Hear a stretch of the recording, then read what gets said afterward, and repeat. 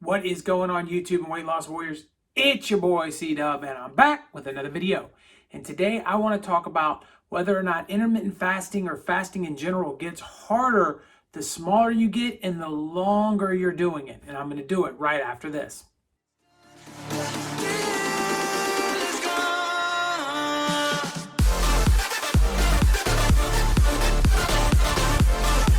What is going on? If you're new to this channel, my name is C-Dub and I lost 125 pounds eating just one meal a day or OMAD. I'd like to welcome you to this channel. I started this channel to hook you up with tips, tricks, knowledge, and ideas that I learned along the way in my journey to help you out on your journey, and I'd like to welcome you.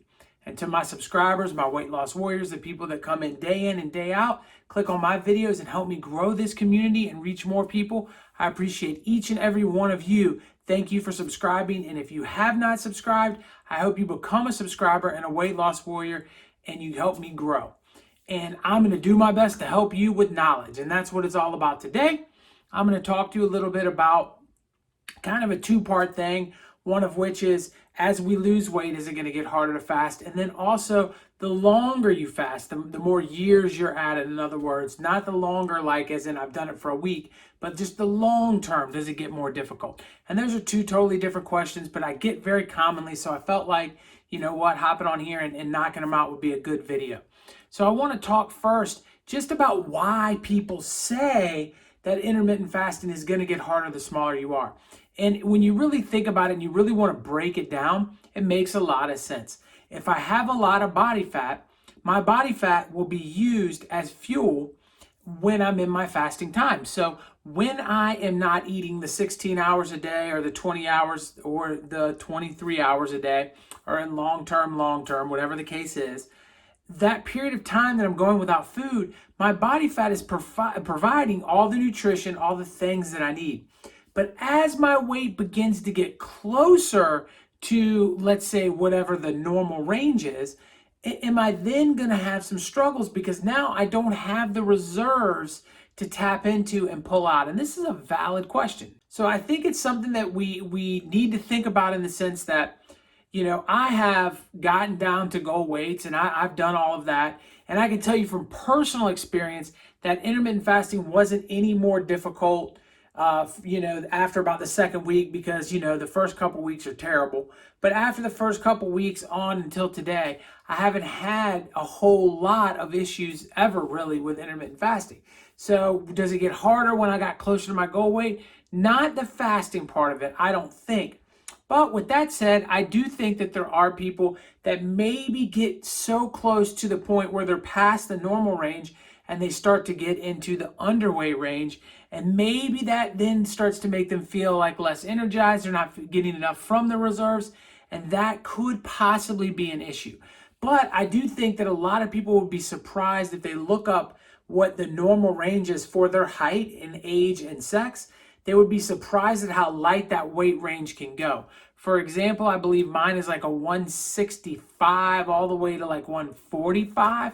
And so if I got to 145 pounds, of course, intermittent fasting would be more difficult because I literally would have nothing left on my body with the muscle structure I got to be able to survive. So it would in turn require some kind of an adjustment if my weight ever got that low. Of course, I don't think my weight will ever get that low, but each one of us is in a different situation, and some of you may come across that problem. So if your weight gets to a point where you're feeling like you're underweight, or on the charts it's saying you're underweight, and you're feeling the energy drain out of your body and you're not feeling yourself again, then it's probably time to move yourself into a little bit of a larger fasting window. Now, when I say that, I'm talking to you as somebody that did OMAD, somebody that ate one meal a day.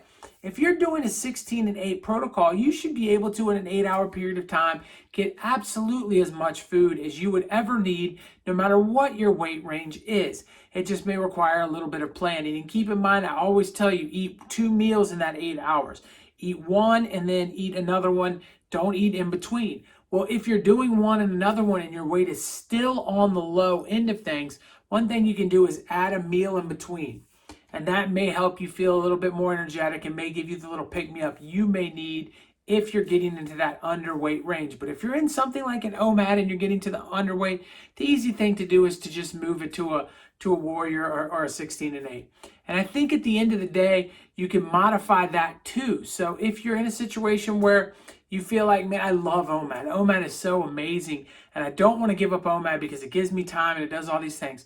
Well, find a way to get off of OMAD twice a week. Maybe you have a lunch with your coworkers once a week, or maybe you go out with a different group. And I understand that right now we're in quarantine and you don't have those options, but I'm saying down the line. So ultimately, you can kind of maneuver your way into a couple of situations where maybe you're eating a 16 and 8 2 or 3 times a week, and that may be enough to pick you up out of feeling like you're not feeling well. But I don't think it gets harder, because I think we get used to the style in which we're eating. We kind of figure it out, and our bodies kind of settle where they're at. And so as time goes on, now I'm 2 years into it, which is kind of the second question of this thing. And it is no more difficult now than it was then. And for those of you that are like, I'm having a rough time, if you're in the first 8 weeks or so of your journey, you're going to have a rough time. If you're past and beyond the 8-week mark and you still struggle with finding out how to get into a fasting protocol, there are a few things that I think could be going on wrong. One is you never got with a consistent protocol. A lot of people will fast for 48 hours and then they'll do a 16 and 8 and then they'll do a Warrior and they'll go back and fast for 72 and then they'll go back and do an OMAD and then they'll do a 16 and 8, then they'll take 3 days off. And they're wishy-washy with the whole way through. And what happens is your body never gets used to fasting in a way that it knows what's happening. It never knows when its next meal is coming and never really gets into the swing of it. Your cycle gets off, and your sleep wake cycle, all of it gets affected, your circadian rhythm. And so then you're kind of putting yourself in a situation where fasting is always going to be hard. Where if you pick a particular protocol and you do it day in and day out, that protocol will get easier in time. And that, you don't have to do it every day. You could do 5 days of one protocol and 2 days of another, and your body will eventually understand when it's in its 5-day mode and when it's in its 2-day mode, and it'll be able to adjust to those situations. It's just when you're all over the place. So pick a protocol and stick to that protocol. And what you're going to find out is that it's going to get a lot easier within about an 8-week period of time. Some people are much shorter than that, and very few go farther than that. And once you've got your footing, I don't feel like as long as you stay with it, it ever gets difficult. But I do want to give one more warning. I have met several people that did intermittent fasting for a while, and they got off of it, and then they want to get back on it. And that pain of getting back on it sometimes is 2 or 3 times as long as it was the original time. Once their body gets back onto, that kind of sugar-based burning system that it's kind of we're forced to be in the world today, and once you're doing that day in and day out after you've quit intermittent fasting, it is incredibly difficult to get started again. Now, I really don't think it's 2 or 3 times as difficult like they describe it, but I just think that once we're removed from how difficult something is, we never remember it as bad. So when we're going through it a second time, it is like devastating. And so I think that that's just our reaction, kind of like after you have surgery, 3-4 years later, you don't remember how bad it was going through that surgery, how hard recovery was, how tough it was on your body for the first 48 hours, and then grinding back through all the rehabs and all of those things.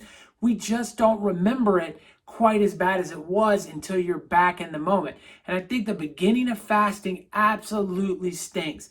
And it doesn't just stink for, one person, it stinks for everybody. We are so used to eating, getting away from that's harder. But once you're in the swing of things, if you stay in the swing of things, I think you'll find that you'll be able to stay in the swing of things for a long time without any problem. So ultimately, to sum things up, it could get more difficult the smaller you get, but not if you're in a normal range. I don't think anybody will feel any differently whatsoever from when they start fasting to where they lose 100 pounds, if they have that room to lose, until they push the low end of the weight. And then it becomes a bit of an issue. And then, I think that's very few. I think we're talking about a small percentage. So I wouldn't even worry about that if I was you. And then over the course of time, listen, I honestly believe as I sit here and talk to you guys today that I will be eating 1 meal a day when I'm 80. And I don't think I'll be looking back on it whatsoever with any problems or issues. I don't see any reason to get off of it, and it hasn't gotten any harder at all. If anything, it has gotten easier because it's just a part of what I do and who I am. So I hope that this video kind of gives you an idea of what you need to kind of think about when you're talking about as you get closer to your goal weight, and just relieves you of that worry that one day this is going to get more difficult on you than it is, because for me, it just got easier. All right, I appreciate each and every one of you. Right, here's a video. Please click on that bad boy and check it out in my face right over here. Click on that. It will subscribe to this channel. It is free for you to do that. It helps me grow, and maybe you clicking on that sends this video out to one more person, and I save one person and get them on a weight loss track. I'll talk to you on the next one. Peace.